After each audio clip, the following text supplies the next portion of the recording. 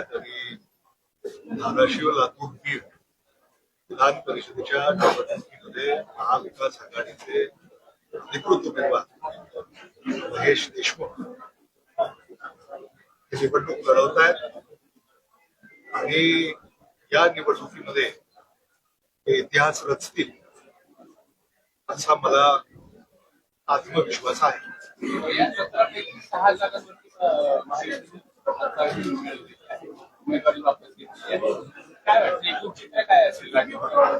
महाराष्ट्रामध्ये 17 जागांपैकी काही जागा बिनविरोध महायुतीने जिंकल्या.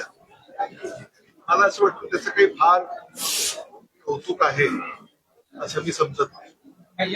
त्याच्यामध्ये सत्ताधाऱ्यांनी साम दाम दंडभेद आणि अनेक तंत्र उपयोगात आणले आणि मला असं वाटतं खरं म्हणजे निवडणुका त्यांनी होऊ दिल्या पाहिजे.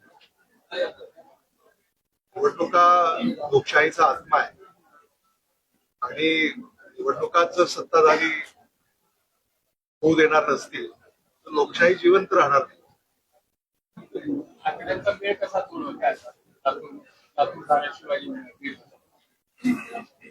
प्रत्येक मतदार आपल्या मतदानाचा हक्क बजावणार आणि प्रत्येक मतदाराला सतसत विवेक बुद्धी आहे.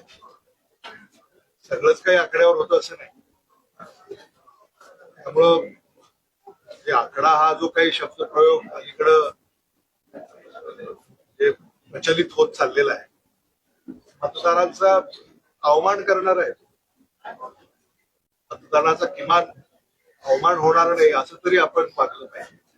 या निवडणुकीमध्ये काल विधान केलेलं आहे की सत्तेचा मोठा घोडेबाजार चालू आहे.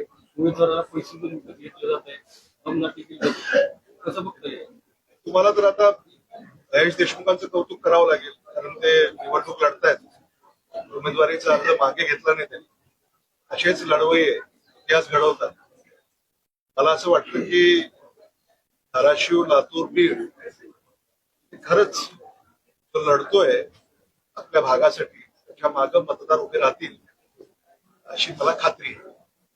निवडणुकीमध्ये पारदर्शकता देण्यासाठी सुप्रिया सुळेंनी सांगितले की नवीन कायदा पारित झाला पाहिजे.